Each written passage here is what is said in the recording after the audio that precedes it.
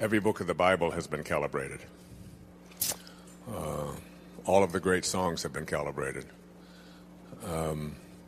The calibration goes like this. Over here to my left is a calibration of 0. And as far as I can go on this stage, let's say up to the speaker, represents 1,000. The energy level of 1,000 to here. All right? Now, anything that goes up to number 200 on this scale that I'm just arbitrarily giving to you, let's say 200 is right here, represents something called force. And every thought and every emotion that you have that calibrates between 0 and 200 is a thought or an emotion that weakens you in one way or another and lowers the energy field.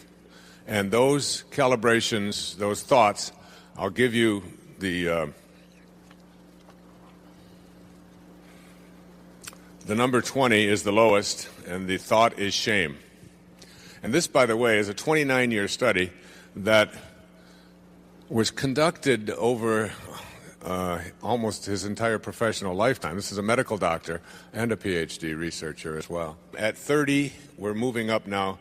30 is guilt, 50 is apathy, grief, fear, desire, anger, until we reach approximately 200.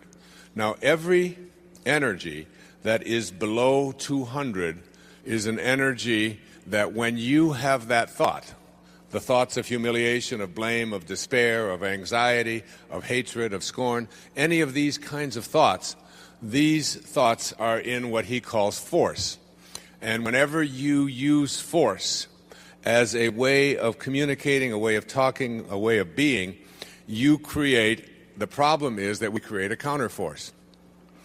And that people who calibrate below 200 in their lives, and anyone can be calibrated at any time. Even photographs can be calibrated. The photograph on the cover of A Spiritual Solution to Every Problem calibrates around 580. And it was a picture that was taken in Assisi after just an astonishing miracle had happened in my life. You have to, it's almost like I said yesterday, you have to willingly suspend your disbelief. You have to do a somersault into the inconceivable and allow yourself to open up to the possibility that every thought that you have and every emotion that you have and every internal experience that you have has an impact not only on you, but as I'll demonstrate to you in a few moments, on everyone that you encounter in your life and everything that you encounter in your life and whatever energy field that you radiate to. So we're talking 0 to 200, but this scale isn't a scale that is consistent all the way through. When you get to a number of 600, which represents extremely high energy, you were talking about maybe a few thousand people on the entire planet, Earth, today, out of the 6 billion or so of us who reach this level of consciousness of 600. When we're talking about moving into 700 and 800, we're talking about the greatest spiritual masters who've ever walked among us. People who live at the level of the ineffable, who are unconditional love, and have what Patanjali says, he said, when you become steadfast in your abstention of thoughts of harm directed toward others, listen to that again, when you become steadfast in your thoughts of harm directed toward others, all living creatures will cease to feel enmity in your presence. If you're steadfast in abstaining from a thought of harm and never ever have a thought of harm or judgment directed toward others, because you have to know that when you judge another, you do not define them. You define yourself as someone who needs to judge. Calling someone else stupid or foolish or evil or whatever does not make them that. That just says something about you who needs to put those kind of labels on other people. So that if you can become steadfast and become an individual who never, but never has a thought of harm directed toward others or judgment, which is almost impossible for all of us who live at these ego levels that we've been conditioned to live at. But if you can conceive of yourself as being someone like that, all living creatures will cease to feel enmity in your presence. St. Francis of Assisi is someone who calibrated in the 900s. Maybe 7 or 8 people in the history of the world have calibrated above 950. Francesco's, in fact, the city just to the north of us, about 40 miles, was named after this little man, St. Francis, who left his worldly belongings behind and just took out to save the church. And he spent the last 2 years of his life up in a place that I visited with my wife a few years ago when I took a group of people to Assisi at Mount Suribasso. And the last 2 years of his life, he had to have his hands and his feet and his side bound so that he didn't bleed to death. Such was the energy level of this being. Hawkins suggests that any person who calibrates at 600 or higher, Mother Teresa calibrated at 600. When Mother Teresa walked into a radio studio where I was on the radio that morning, everyone in the room felt her presence. She weighed about 90 pounds. It's about 4'10". And she radiated out a different kind of an energy. And he suggests in Power versus Force, with his academic and research background, that anyone who can raise their calibration level to the level of 600 or higher, everyone in that energy field is automatically healed. Disease cannot survive when you are around that kind of energy. They said of Jesus, his presence in the village and nothing more would raise the consciousness of those around him.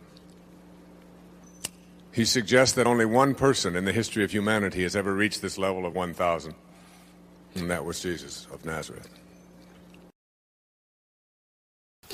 And this principle of contemplation is so intriguing to me. How many times I have said to my children, contemplate yourselves surrounded by the conditions which you intend to produce. You get what you think about, whether you want it or not.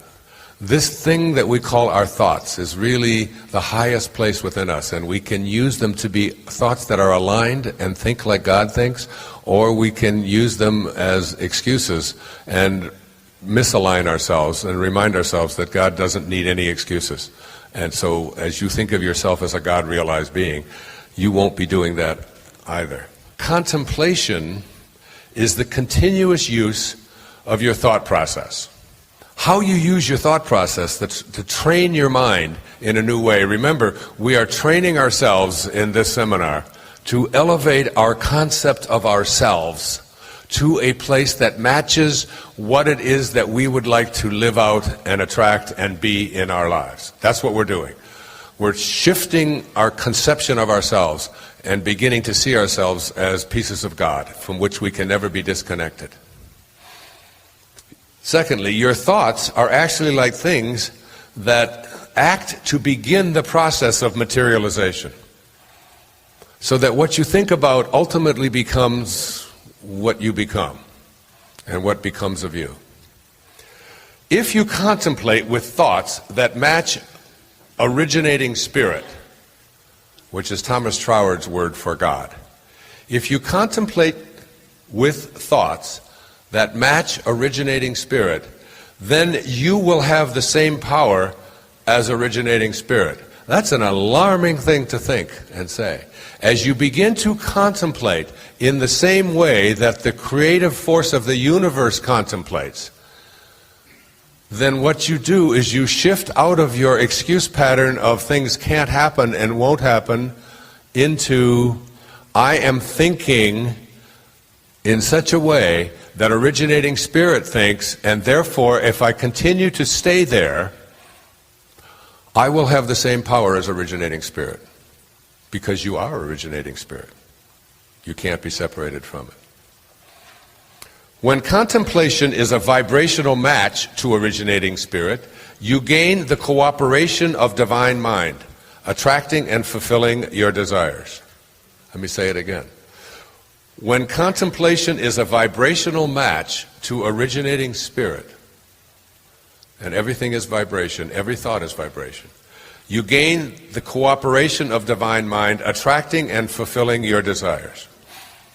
Contemplation, next, is therefore a kind of action in and of itself, which sets into motion all of the creative forces of the universe. You want to set into motion the energy that will allow you to attract into your life what you want. You want to be not thinking about a BMW in your driveway or a new Rolex on your arm. You want to be thinking like God thinks and living from those cardinal virtues, and recognize that you do not attract into this world what you want. You attract what you are. And as you become it, and it becomes you, it becomes limitless. And a BMW makes no difference. When you rely on excuses, you allow your false self, the ego, to contemplate what you do not want or what you cannot have. Do you get that? When you rely on excuses, you give evidence that you contemplate what you can't have or what you don't want. Every time you come up with a reason why you can't do something or you can't have something, you are giving evidence that you are contemplating in a way that is not aligned with originating spirit. Therefore, you lose the power of originating spirit. Return to the ego. Every excuse you ever use for anything is evidence that you're contemplating what you can't have. Now, why you would want to contemplate what you can't have or what's missing in your life is a meme handed to you, because basically you've been taught you're not worthy of all of that. God is worthy of that. You're not God. There's nothing more blasphemous than saying you are God, except we've been saying it here a lot.